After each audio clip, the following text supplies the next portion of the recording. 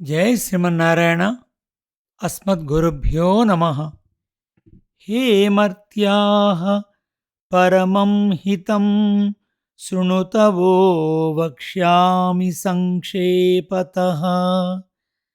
సంసారార్ణవమాపదూర్మి బహుళం సమ్యక్ ప్రవిశ్య స్థితాః.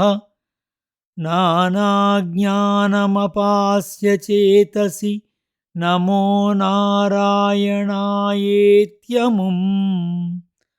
మంత్రం సప్రణవం ప్రణామసహితం ప్రావర్తయధ్వం ముహుః.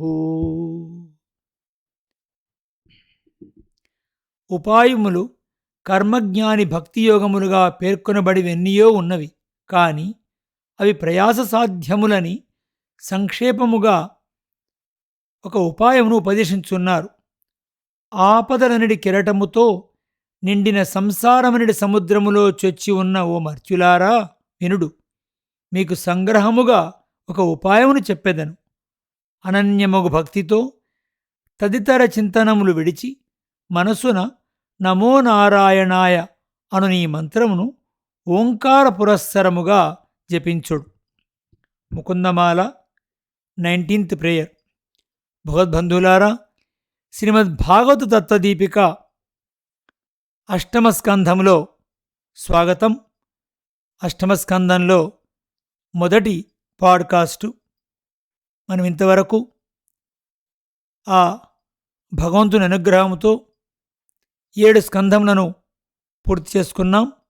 7వ స్కంధంలో ప్రహ్లాద చరితాన్ని విశేషంగా మనం అనుభవించాం. వినగోరిన వారు 7వ స్కంధంలో ఉన్నటువంటి పాడ్కాస్ట్ని వినాలని ప్రార్థిస్తున్నాను. చక్కటి ప్రహ్లాదుని యొక్క ఉపదేశము, నారదుడు యుధిష్ఠిర సంవాదంలో జరిగినటువంటి మంచి జ్ఞానోపదేశాలు కూడా అక్కడ ఉన్నాయి. ఇప్పుడు మనం 8వ స్కంధంలో అడుగు పెడుతున్నాం.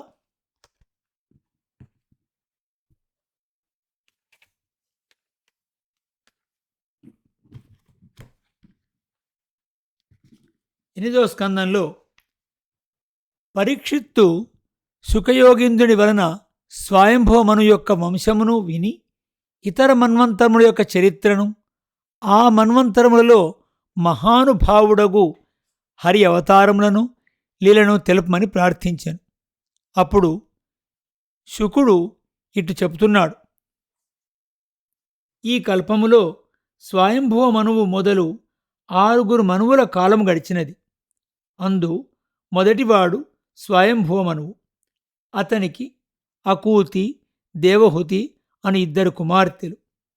అందు దేవహుతికి కపిలుడు అను పేరుతో భగవానుడు జన్మించినాడు. ఆ చరిత్ర ఇంతకుముందు వర్ణించబడినది. యజ్ఞుడు అను పేరుతో ఆమెయందే అవతరించిన శ్రీహరి యొక్క చరిత్రను వర్ణింతును. స్వయంభవ మనువు భార్యేగు శతరూపతో చాలా కాలము రాజ్యమును పాలించి విరక్తుడై భార్యతో తపస్సునకు ఏగెను. సునందా నదీ తీరమున తపస్సు చేసెను. తపస్సులో భగవానుని దర్శనము చేసెను. భగవాను గూర్చి ఉపనిషత్తులలో ప్రతిపాదించబడిన అర్థములతో నిండిన స్తోత్రము చేసెను. పరమాత్మ చేతనే ఈ జగత్తంతయు ప్రవర్తించుచున్నది. పరమాత్మకు వేరొకరి ప్రేరణచే ప్రవృత్తి కలగలేదు. అది సహజము. ఈ లోకమంతయు ఆత్మస్వరూపమును పరమాత్మస్వరూపమును ఎరుంగక అజ్ఞానముచే నిద్రించుచున్నట్లుండగా ఆ పరమాత్మ సర్వమును సర్వజ్ఞుడై సాక్షాత్కరించుకొనును. కాని లోకము పరమాత్మను ఎరుంగదు. సమస్త లోకమును వ్యాపించి నియమించు ఆ పరమాత్మ జగత్తులో చేతనము అచేతనముగు సకల వస్తుజాతమును అధిష్ఠించి ఉన్నాడు. అందుచే ఈ జగమున ఏ వస్తువు కూడా బ్రహ్మాత్మకము కానిది, అనగా లోపల వ్యాపించి నియమించు భగవత్తత్వము లేనిది లేదు అని ఎరుంగవలెను. పరమాత్మ చేతనే ధరింపబడి నియమింపబడి ప్రవర్తించు ఈ జగమున మన శరీరములు, శరీరమునకు ఉపయోగపడు ఇతర పదార్థములు కూడా ఆ పరమాత్మకే చెందినవి గాని మనకు చెందినవి కావు. కావున మనవిగా భావింపరాదు. ఈ లోకమున నాకు చెందినది అని భావింపదగిన వస్తువు ఏదీనూ లేదు. పరమాత్మ యొక్క జ్ఞానము ఎన్నడూనూ సంకోచము పొందదు, నశింపదు. కర్మచే జీవుని జ్ఞానము సంకోచము నొందుచుండును. అందుచే పరమాత్మ అన్నిటినీ ఎరుంగగలడు. జీవుడు ఆ పరమాత్మను ఎరుంగలేడు. అతడు జీవునితో కలిసి ఈ శరీరములో ఉండును. ఆ పరమాత్మయే సర్వజగత్తునకు కారణము. అతనికి ఆది, మధ్యము, అంతము లేదు. తనవాడు, పైవాడు అను భేదము లేదు. అతడి సకల జగమున లోపల వెలుపల కూడా వ్యాపించి ఉన్నాడు. ఈ విశ్వమునకు అతడే మొదలు. పరమాత్మను గూర్చి ఈ క్రింది విషయములను తెలుసుకొనవలెను. విశ్వమంతయు తన శరీరముగా కలవాడు. దేవమనుష్యాది శరీరములతో ఉన్న జీవుని తెలియచేయు సకల శబ్దములు ఆ పరమాత్మనే తెలియచేయును. సర్వావస్థలలో చేతనాచేతనములను నియమించడి ఈశుడు వికారములు లేనివాడు. తనంత తాను ప్రకాశించువాడు. కర్మాధీనముగు జన్మము లేనివాడు. చాలా కాలము నుండి ఉన్నవాడే అయినను మార్పు లేనివాడొకటచే క్రొత్తగా ఉండువాడు అనగా పురాణుడు. తన అంశయగు ప్రకృతిచే ఈ విశ్వమునకు జన్మాదులను కలిగించువాడు. ఏ కోరికయూ లేనివాడు. తాను పొందవలసినదేదియూ లేకపోవుటచే దేనిని కోరనవసరము లేనివాడు. జీవుడు కర్మలచే సుఖమును పొందవలని కర్మలు చేయుచున్నాడు. కాని కర్మానుసారముగా ప్రవృత్తిని కలిగించువాడు పరమాత్మయే. సుఖము కొరకై చేయు కర్మలచే దుఃఖమును కలుగుచుండుట చూచి జీవుడు కర్మలను చేయుటయందు కోరికలను వదలును. భగవంతుడు కర్మానుగుణముగా జీవులచే ఆయా కర్మలను చేయించువాడైనను అతనికి కర్మలంటవు.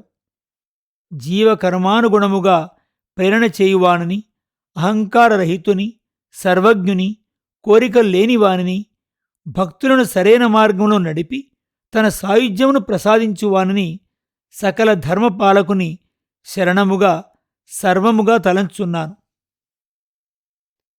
స్వయంభువ మనువు ఇంతవరకు చెప్పినది మంత్రోపనిషత్తు అనబడును. సంహితా భాగములోనున్న ఈశావాస్య ఉపనిషత్తు యొక్క సారమును స్వయంభువ మనువు ఈ విధంగా చెప్పినాడు.